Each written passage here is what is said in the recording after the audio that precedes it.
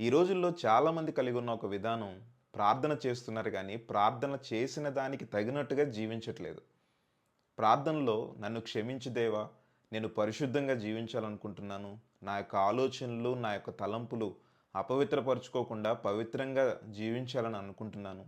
నీ బిడ్డగా జీవించాలని అనుకుంటున్నారని ప్రార్థన చేస్తున్నారు కానీ, ప్రార్థనకు తగినట్టు జీవితాన్ని జీవించట్లేదు. ప్రార్థనైన మరుక్షణం మరలా పాత జీవితాన్ని జీవిస్తున్నారు. ఎంత గొప్పగా ప్రార్థన చేసినా మనం పాపపు జీవితాన్ని జీవిస్తే అది మనకు ప్రయోజనకరం కాదు. మనం వాక్యాన్ని బట్టి జీవించాలి. చేసిన ప్రార్థనలో ఏదైతే మనం విడిచిపెడుతున్నామో, విడిచిపెట్టిన దాని వైపు మరలా మనం పోకూడదు. మనం మన శరీర కార్యాలను, శరీర అవసరాలను మనం తీర్చుకోవడానికి ప్రార్థన చేసి, ఇదివ్వమని, అదివ్వమని దేవుణ్ణి అడిగి, ఇది విడిచిపెడుతున్నానని మనం చెప్పి, విడిచిపెట్టిన దాని వైపే మరలా మనం తిరుగుతున్నామేమో. ఒకసారి మన హృదయాలను పరిశీలన చేసుకొని